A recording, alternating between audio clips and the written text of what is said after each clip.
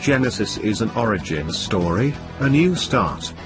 So when Hyundai had accomplished its original mission of achieving near parity with the top Japanese marques in the middle-class car market and decided to attempt to move upscale into the profitable luxury automotive sector a few years ago, it made some sense that this was the moniker it bestowed to its spin-off brand.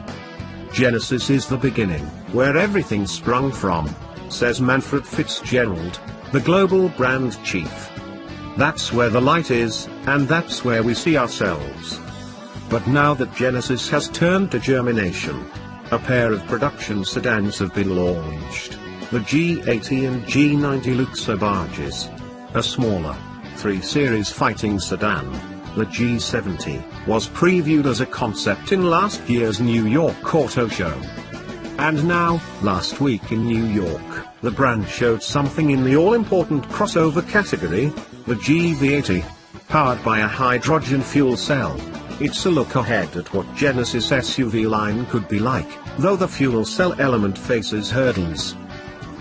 We have great resources with our brand partners in fuel cell technology, so when it came to alternative propulsion, this was a natural, says Fitzgerald. Not just for the US market, but looking at this globally, this is the best technology, but there are a lot of pain points to overcome, especially in terms of infrastructure.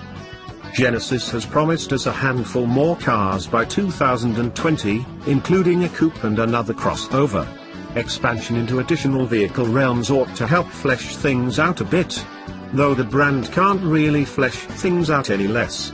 Only Maserati, Alfa Romeo, Smart, and Bentley sold fewer cars so far this year, and 2 of those brands are a century-old and Italian, one is a century-old and extremely exclusive, and the other is irrelevant in the United States. Given that company, where does that place Genesis? After a recent test drive in a G90, we have to say that we're not sure. The styling is acceptable, if a bit derivative and anodyne. The level of delight is quite lackluster. And the ride is cushy, quiet, and competent, but no better than a contemporary Buick. In a category in which excellence and exquisiteness are the point of entry, what does Genesis represent? What is its category-killing feature or component or capability? We are known for being audacious. Not for the sake of being different, but out of conviction. And we are a design-focused brand, Fitzgerald says. But he rejects the notion that Genesis is attempting a value play in the luxury category, long a Hyundai strategy. As an authentic player, value for money should not be your playing card. We want to convince with pure quality. It's a tough time for luxury brands. Consumers are moving deeper into the realms of engagement and the experiential in their purchases.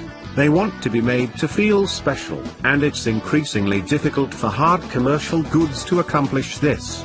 Lexus launched at a moment when German cars were becoming fussy and futzy, and offered refined and no-nonsense Japanese reliability along with mimetic styling.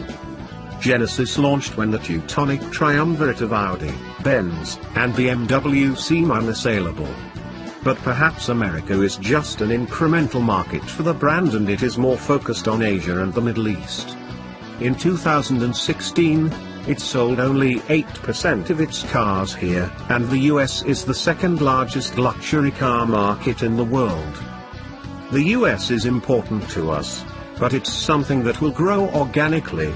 We are not here to hit certain sales number goals, but to establish ourselves and make a difference. Fitzgerald says. We are not even a year old in the US. We're still trying to get their word out there. That's our challenge right now. Being recognized as a true competitor,